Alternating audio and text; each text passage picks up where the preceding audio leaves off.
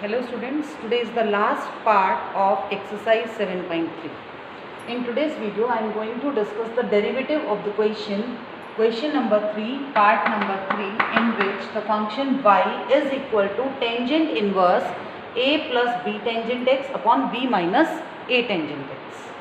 कल के लेक्चर में जो क्वेश्चन हमने किया था उसमें कोस इन्वर्स के बाद कुछ ऐसी क्वांटिटी थी और मैंने ये बताया था कि वो जो क्वांटिटी है वो किसी भी ट्रिग्नोमेट्रिक फॉर्मूले के थ्रू या किसी आइडेंटिटी के थ्रू जो है वो कोस इन्वर्स की किसी फंक्शन में कन्वर्टेबल नहीं है, इसलिए हमें उस क्वेश्चन को डायरेक्ट डिफरेंशिएशन करके सॉल्व करना पड़ेगा। लेकिन अगर हम इस क्वेश्चन को देखें ना तो यहाँ हमारे पास क्या आ रहा है, टेंजेंट इन्वर्स, और टेंजेंट इन्वर्स के बाद हमारे पास न्यूमरेटर और डिनोमिनेटर में जो क्वांटिटीज़ आई हैं, अगर हम इनको थोड़ा सा मैनिपुलेट करें ना तो हम इन्हें बहुत इजीली सिंप्लीफाई कर सकते हैं। उसके लिए आप एक चीज़ देखो जरा, यहाँ ऊपर a है और b टेंजेंट x है। Let me divide numerator as well as denominator upon by b। Numerator और डिनोमिनेटर दोनों को आप b से डिवाइड कर दीजिए। ठीक है, क्या स्टेप लगाया मैंने, divide numerator and denominator both by b। Numerator denominator दोनों को हमने b से डिवाइड कर दिया। तो ऐसा करने से हमारे पास आता है tangent inverse a upon b plus tangent x divided by 1 minus a by b tangent x। अब अगर हम यहाँ ऑब्जर्व करें तो ऊपर जो दो क्वांटिटीज़ हैं उन्हीं दोनों क्वांटिटीज़ का सम नीचे है, इसलिए अगर मैं ये आइडेंटिटी यहाँ यूज़ करूँ ना कि tangent inverse a plus b upon 1 minus A B is always equal to tangent inverse a plus tangent inverse b। इस आइडेंटिटी का अगर हम यहाँ पर यूटिलाइजेशन करें, इस आइडेंटिटी को हम यहाँ यूज़ करें तो हमारे पास जो है वो ये फंक्शन रिड्यूस हो जाता है, और ये फंक्शन जो है ये किस में रिड्यूस हो जाता है, we get it is tangent inverse of a plus B, a by B plus tangent inverse of tangent x। यहाँ a की जगह a अपॉन b और b की जगह टेंजेंट x चल रहा है, तो इस आइडेंटिटी की हेल्प से ये पूरा एक्सप्रेशन यहाँ रिड्यूस होकर आ जाता है। अब हमारे पास बचता है y is equal to tangent inverse of a by B, और टेंजेंट इन्वर्स और टेंजेंट दोनों एक दूसरे को कैंसिल करेंगे और हमारे पास क्या बच जाएगा, सिर्फ x। तो अब ये वो फंक्शन है जिसका डेरिवेटिव हमें निकालना है, जिसे हम अगर डिफ्रेंशिएट करें तो tangent inverse a by B क्या होता है, 0। x का डेरिवेटिव होता है 1 and hence we get 1 in this particular case. तो इस तरह से हमारा ये जो क्वेश्चन है ये सिंप्लीफाई हो जाता है। अब इसके बाद दो छोटे छोटे क्वेश्चंस और हैं जिनको हम डिस्कस करेंगे आज के वीडियो में, और उसके बाद जो इन्वर्स ट्रिग्नोमेट्रिक फंक्शन से रिलेटेड डिफरेंशिएशन है वो कंप्लीट हो जाता है। बाकी और क्वेश्चंस आप लोग प्रैक्टिस करते रहिए, इस तरह के जितने क्वेश्चंस आप ज़्यादा प्रैक्टिस करेंगे जितनी ज़्यादा उतनी आपकी रिफाइनमेंट जो है वो आती चली जाएगी। Now the next question that I am going to take is question number 3 part number 5 which is y is equal to cos inverse 3 cos x minus 4 sine x whole divided by 5। ये एक quantity है जो कि हमें given है और हमें इसका डेरिवेटिव निकालना है। अगर मैं यहाँ ऑब्जर्व करूँ तो बाहर तो मेरे पास है कॉस इनवर्स, और अंदर एक इस तरह का एक्सप्रेशन है जिसे आप एडिशन या सब्ट्रैक्शन फॉर्मूला की हेल्प से डील कर सकते हो। You are having on the right hand side cos inverse of 3 by 5 into cos x minus 4 by 5 into sine x. ये क्वांटिटी है जो कि हमारे पास आ रही है। अब हमें अच्छे से पता है कि अगर हम cos of a plus B लें तो cos a प्लस बी होता है cos a cos b minus sine a sine b। ये एक्सप्रेशन रहता है। इधर अगर देखें तो cos x और sin x, यानी एक तरह से cos b और sin b, ये दो क्वांटिटीज़ तो आपके पास पहले से फिक्स हो गई। बचा क्या, एक cos a एक sin a, यानी एक 3/5 और एक 4/5। लेट अस सी कि क्या हम इन 3/5 और 4/5 को cos और sin की टर्म्स में ला सकते हैं। अब आप एक चीज़ ऑब्जर्व कीजिए, ये जो दो क्वांटिटीज़ बचती हैं ना 3/5 और 4/5, दोनों के स्क्वायर का सम लें तो आता है 9/25 प्लस 16/25, और 9/25 प्लस 16/25 दोनों मिलकर क्या बन जाते हैं, दोनों मिलकर हमें देते हैं 25/25, that is 1। Also we know, क्या चीज़ पता है हमें ये भी बहुत अच्छे से मालूम है कि साइन स्क्वायर थीटा और कोस स्क्वायर थीटा दोनों का सम जो है वो 1 होता है। दोनों को अगर हम कंपेयर करें तो देखो इन दोनों के स्क्वायर्स का सम 1 बनता है। दोनों ही नंबर्स 3/5 और 4/5 फ्रैक्शंस है, दोनों के स्क्वायर का सम लेने से 1 आता है, और साइन स्क्वायर थीटा और कोस स्क्वायर थीटा का सम भी क्या होता है, 1 ही होता है। तो let us assume that this 3/5 is equal to cos theta. मैंने 3/5 को मान लिया कोस थीटा।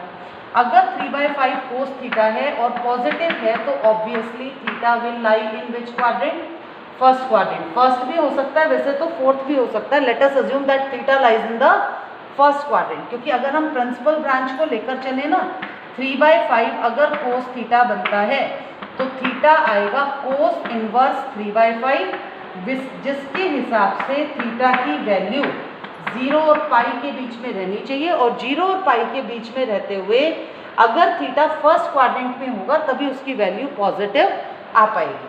तो थीटा जो है वो बन गया कॉस इनवर्स 3/5। ये थीटा 0 टू पाई बिलोंग करेगा, और क्योंकि कोस थीटा पॉजिटिव है तो ये चीज़ श्योर है कि theta lies in the first quadrant.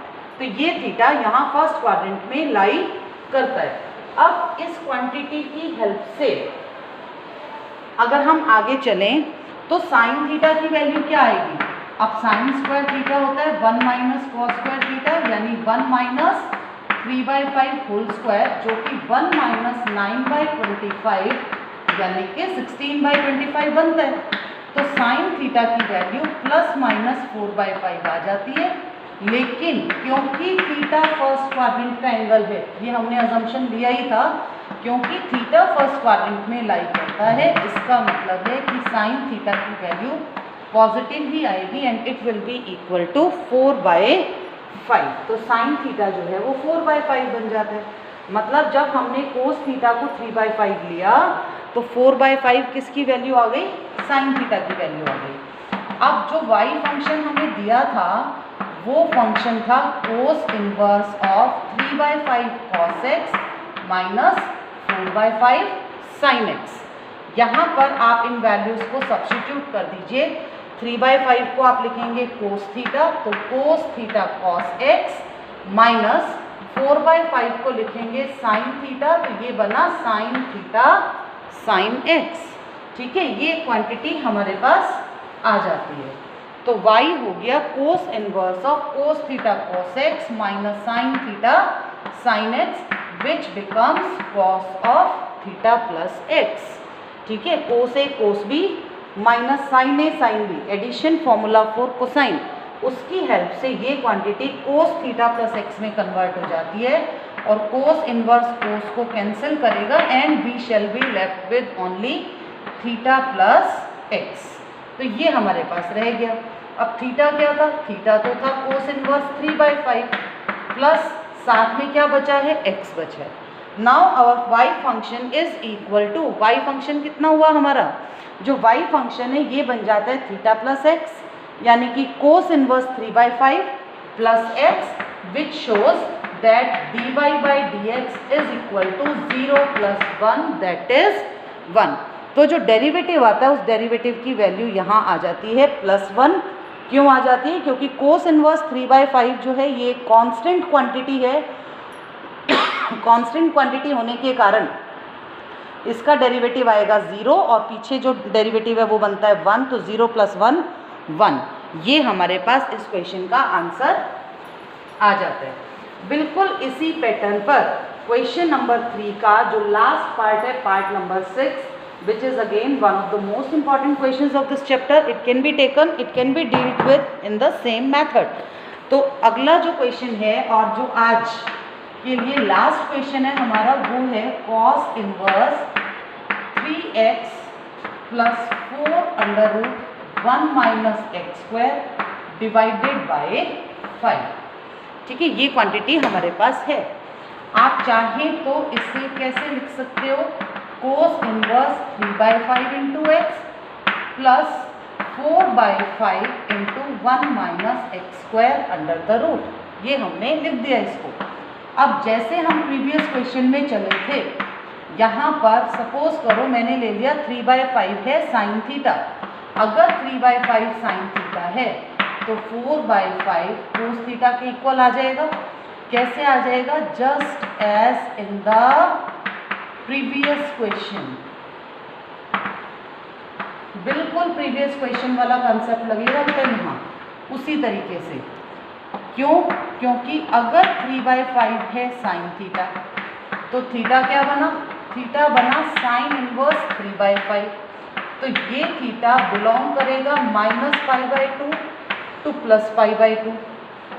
अब पॉजिटिव वैल्यू होने के कारण साइन थीटा क्योंकि पॉजिटिव है तो ये यहाँ से कंक्लूजन निकलता है कि theta lies in first quadrant, और थीटा जब फर्स्ट क्वाड्रेंट में तो कोस थीटा +4/5 आएगा, वो -4/5 नहीं आएगा।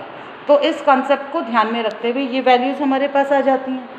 तो एक तो हमने ये कंडीशंस लगा दी। दूसरा जो है, अगर मैं x को अज्यूम करूँ कॉस, सपोज यहाँ हमने थीटा लिया कॉस अल्फा, मान लो मैंने x को ले लिया कॉस अल्फा, तो √1 माइनस एक्स स्क्वायर इसमें कन्वर्ट हो जाएगा। It will be converted into 1 minus cos square alpha, 1 minus cos square alpha यानी root of sine square alpha, और root of sine square alpha का मतलब होगा कि root of 1 minus x square sine alpha के बराबर आ जाएगा।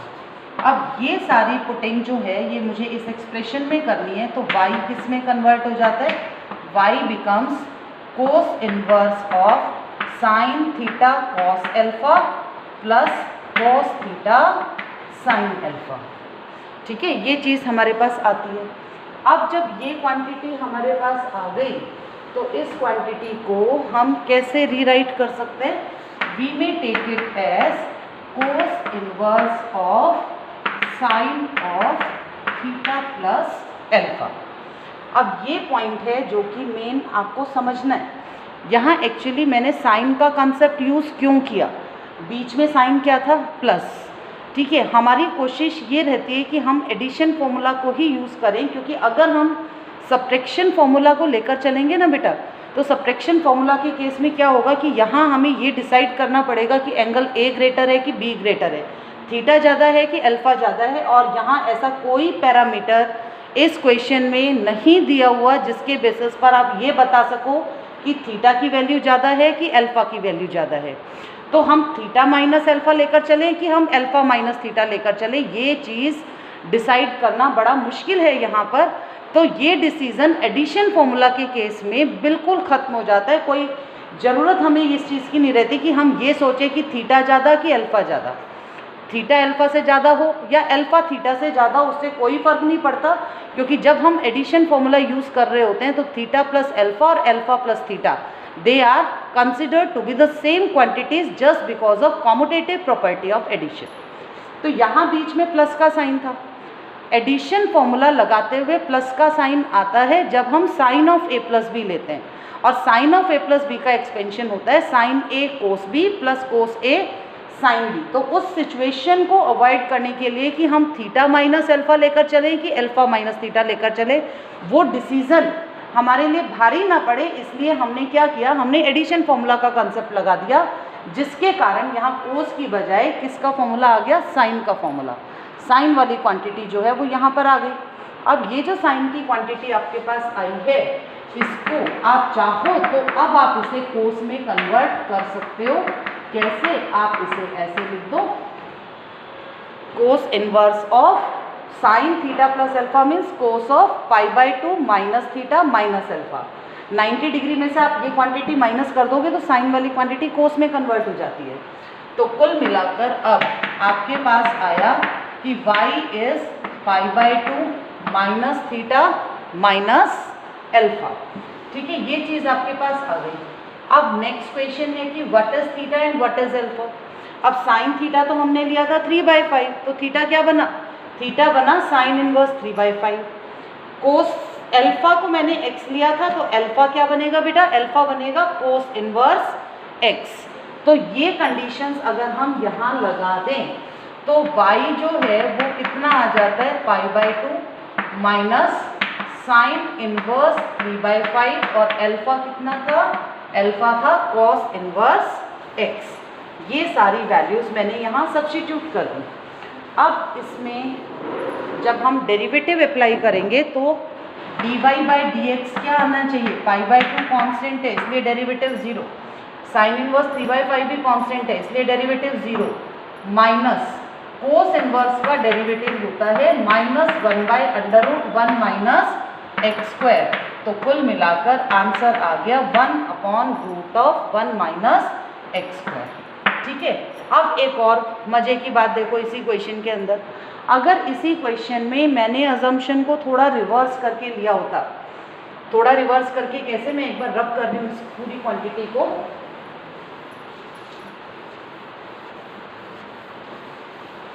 यहाँ पर जो अजम्पशन मैंने लिया था ना, मैंने लिया साइन थीटा 3/5 और cos alpha x। If in place of this I take या if we take cos theta equal to 3/5 और sine alpha equal to x, मैंने रिवर्स करके ले लिया। मान लो मैंने इस ऑर्डर में ले लिया कि कोस थीटा तो 3/5 है, साइन अल्फा x है, तो साइन थीटा कितना बनेगा, वो 4/5 आ जाएगा और कोस अल्फा जो है वो √1 माइनस x² बनेगा। अब अगर हम y को लेते हैं तो y बनेगा कोस इनवर्स क्या था, 3/5x plus 4/5 √1 minus x²। Now it can be written as cos inverse of cos theta sine x plus sine theta cos x। तो अब ये क्वांटिटी बन जाती है cos inverse of sine of x plus theta. आप इसे sine of x plus theta लिख सकते हो। फिर आप इसे चेंज करेंगे, cos inverse of cos of π/2 minus x plus theta. अब ये रिजल्ट अप्लाई हो जाएगा, कोस इनवर्स कैंसिल करता है कोस को, और कोस इनवर्स अगर कोस को कैंसिल करता है तो हमारे पास क्या बचता है बेटा, यहाँ y बचता है। कोस इनवर्स और कोस तो कैंसिल हो गए, we shall be left with π/2 minus x minus theta. और अब जो है x क्या था, हमने क्या लिया था x, इस क्वेश्चन को करते हुए मैंने x लिया था साइन अल्फा और मैंने थीटा लिया था 3/5 को लिया था कोस थीटा। तो अब ये क्या बना, कोस इनवर्स 3/5 माइनस